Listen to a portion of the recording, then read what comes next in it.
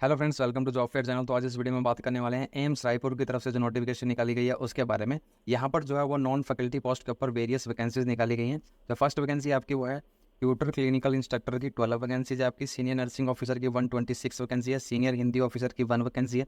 Dietitian की आपकी 10 vacancies है। लाइब्रेरियन ग्रेड 3 की आपकी 4 वैकेंसी है। ऑक्यूपेशनल थेरेपिस्ट की 2 वैकेंसी है। स्टोर कीपर की आपकी 8 वैकेंसी है। इसके अलावा टेक्निकल ऑफिसर ग्रेड डेंटल की टेक्निकल ऑफिसर डेंटल की आपकी 3 वैकेंसी है। फार्मासिस्ट ग्रेड सेकंड की आपकी 27 है। Junior medical record officer receptionist की आपकी 5 वैकेंसी है। जूनियर स्केल स्टेनो हिंदी में आपकी 1 वैकेंसी है। डिस्पेंसिंग अटेंडेंट की आपकी 4 वैकेंसी है। इलेक्ट्रीशियन की आपकी 6 वैकेंसी है। डिस सेक्शन हॉल अटेंडेंट की आपकी 8 वैकेंसी है। मैकेनिक एसी एंड रेफ्रिजरेशन में आपकी 6 वैकेंसी है। और स्टोर कीपर कम क्लर्क की आपकी 85 वैकेंसीज हैं। वायरमैन की आपकी 20 वैकेंसी है। Hospital attendant grade 3 nursing orderly की आपकी 30 वैकेंसीज है।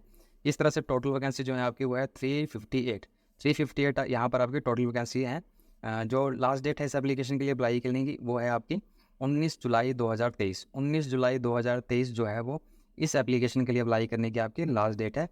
इस नोटिफिकेशन में आपको कंप्लीट डिटेल में जो है आपके एग्जामिनेशन के बारे में, स्कीम के बारे में कंप्लीट बताया गया है। जैसे टोटल एमसीक्यू आपके 100 मार्क्स के आएंगे, टोटल मार्क्स 100 होंगे। ड्यूरेशन 90 मिनट होगा। पार्ट 1 पार्ट 2 आपका होगा। पार्ट 1 में 25 मार्क्स के क्वेश्चन आएंगे। पार्ट 2 से आपके 75% के मार्क्स आएंगे। अनरिजर्व कैंडिडेट्स की कैटेगरी के कैंडिडेट्स को जो है 35% मार्क्स जो है क्वालिफिकेशन के लिए लेने होंगे। ओबीसी या ईडब्ल्यूएस कैंडिडेट जो है उनको 30%, और SC ST PWBD ex serviceman candidate जो है उनको 25% मार्क्स जो है क्वालिफिकेशन के लिए लेने होंगे।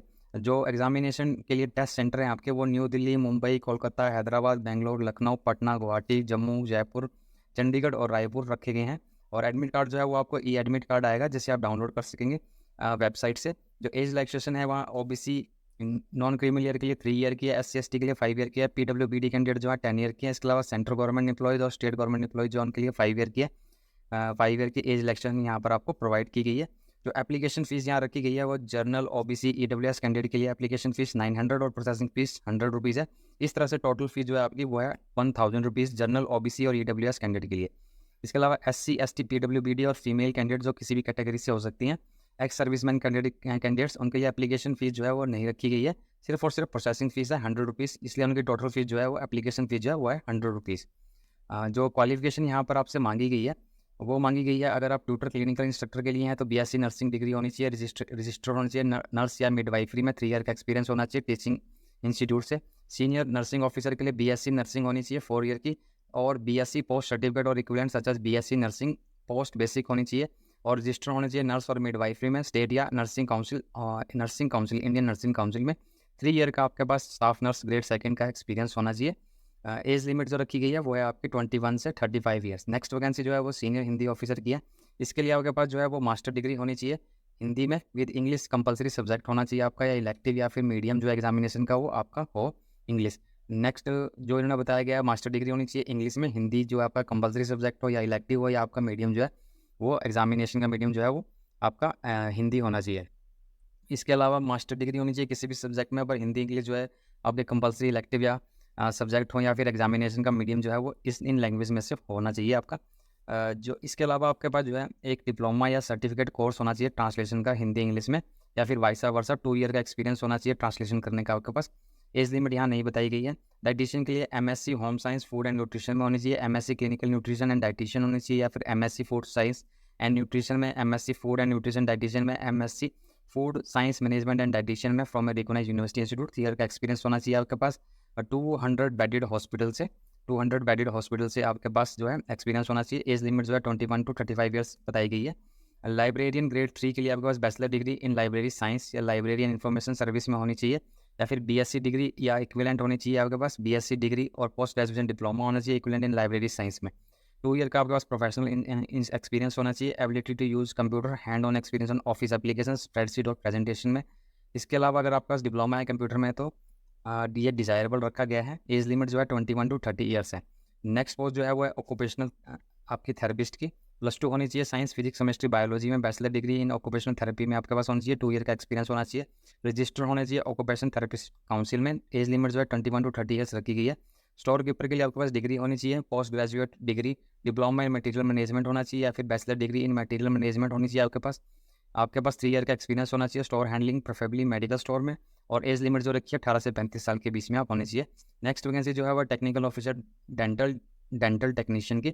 इसके लिए +2 with science from America university होनी चाहिए, डिप्लोमा मिनिमम 2 ईयर ड्यूरेशन का होना चाहिए आपके पास, और registered dental hygienist dental mechanic होने चाहिए आप डेंटल काउंसिल ऑफ इंडिया से। एज लिमिट जो है 21 to 30 ईयर्स रखी गई है। Pharmacist grade second. Next vacancy है डिप्लोमा इन फार्मेसी होना चाहिए और रजिस्टर होने चाहिए pharmacist as a under pharmacy act 1948, experience desirable रखा गया है, और एज लिमिट जो है वो 21 to 27 ईयर्स रखी गई है। नेक्स्ट वैकेंसी है junior medical record officer receptionist की। इसके लिए आपके पास BSc मेडिकल रिकॉर्ड होना चाहिए,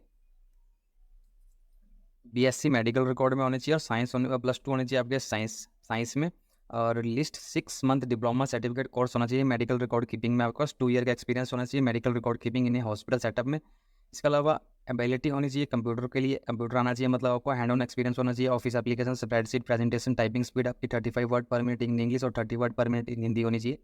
रिसेप्शनिस्ट के लिए अगर आप अप्लाई करें तो degree in mass communication hospital administration hospital management from recognised university आपके पास होनी चाहिए। एबिलिटी होनी चाहिए कंप्यूटर के लिए, हैंड ऑन एक्सपीरियंस होना चाहिए office application spreadsheet and presentation में।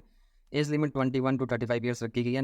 नेक्स्ट वैकेंसी जो है वो जूनियर स्किल्स स्टेनो हिंदी की है, 10+2 होनी चाहिए, 12वीं पास होने चाहिए आप, स्किल टेस्ट नॉर्म्स होना चाहिए Hindi shorthand at a speed of 64 word per minute होनी चाहिए आपके पास, और डिजायरेबल में आपके पास command over Hindi writing and spoken होना चाहिए। एज लिमिट जो रखी गई है 21 to 30 ईयर्स रखी गई है। नेक्स्ट वैकेंसी जो है डिस्पेंसिंग अटेंडेंट की है, डिप्लोमा इन फार्मेसी होना चाहिए आपके पास, रजिस्टर होने चाहिए फार्मासिस्ट आप, और आपकी जो एज लिमिट है वो 21 to 27 ईयर्स होनी चाहिए। डिसेक्शन हॉल अटेंडेंट के लिए 10+2 पास होने चाहिए, 1 ईयर का एक्सपीरियंस होना चाहिए कंसर्न डिपार्टमेंट में, या फिर 10th पास होना चाहिए और 3 ईयर का एक्सपीरियंस होना चाहिए कंसर्न डिपार्टमेंट में। एज लिमिट जो है 21 to 30 ईयर्स रखी गई है। इलेक्ट्रीशियन के लिए आप 10th पास होने चाहिए, ITI डिप्लोमा सर्टिफिकेट होना चाहिए इलेक्ट्रीशियन ट्रेड का। इसके अलावा इलेक्ट्रिकल सुपरवाइजरी सर्टिफिकेट होना चाहिए, प्रैक्टिकल एक्सपीरियंस होना चाहिए 5 ईयर का आपके पास। एज लिमिट जो है वो आपकी 35 ईयर से ज़्यादा नहीं होनी चाहिए। मैकेनिक AC एंड रेफ्रिजरेशन में आपका मैट्रिकुलेशन होना चाहिए, 10th पास होना चाहिए। ITI डिप्लोमा होना चाहिए रेफ्रिजरेशन एंड एयर कंडीशनिंग में आपके पास। 2 ईयर का एक्सपीरियंस होना चाहिए installation and maintenance of refrigeration and air conditioning. As limit जो है 18 से 40 साल के बीच में आप होने चाहिए। स्टोर कीपर के लिए आप ग्रेजुएट होने चाहिए, साथ ही साथ 1 ईयर का एक्सपीरियंस होना चाहिए हैंडलिंग स्टोर के लिए। डिजायरेबल में post graduate degree diploma in material management होना चाहिए। एज लिमिट जो है आपकी 30 साल से ज़्यादा नहीं होनी चाहिए। वायरमैन के लिए 10th पास होने चाहिए आप, ITI डिप्लोमा होना चाहिए इलेक्ट्रीशियन ट्रेड में, इलेक्ट्रीशियन वर्कमैन सर्टिफिकेट होना चाहिए, प्रैक्टिकल एक्सपीरियंस होना है 5 ईयर का, और आपकी एज जो है वो 18 से 30 साल के बीच में होनी चाहिए। नेक्स्ट वैकेंसी जो है वो hospital attendant grade 3 nursing orderly की। मैट्रिकुलेशन होनी चाहिए आप, मतलब 10th पास होने चाहिए। Certificate course in hospital service conducted by a recognised organisation होनी चाहिए आपके पास, such as saint John's ambulance की तरफ से जो है सर्टिफिकेट कोर्स कराया जाता है ये होना चाहिए। डिजायरेबल में आपके पास एक्सपीरियंस होना चाहिए वर्किंग इन हॉस्पिटल, अगर नहीं है तब भी आप इस एप्लीकेशन के लिए अप्लाई कर सकते हैं। एज लिमिट 18 से 30 साल के बीच में आप होने चाहिए। इस नोटिफिकेशन का लिंक जो है वो मैंने आपको डिस्क्रिप्शन बॉक्स में प्रोवाइड करवा दिया, तो ज़्यादा जानकारी के लिए आप नोटिफिकेशन को चेक कर लेंगे। आज की वीडियो में इतना ही। वीडियो अच्छा लगे तो लाइक शेयर और चैनल को सब्सक्राइब करना ना भूलें। Thank you and have a nice day.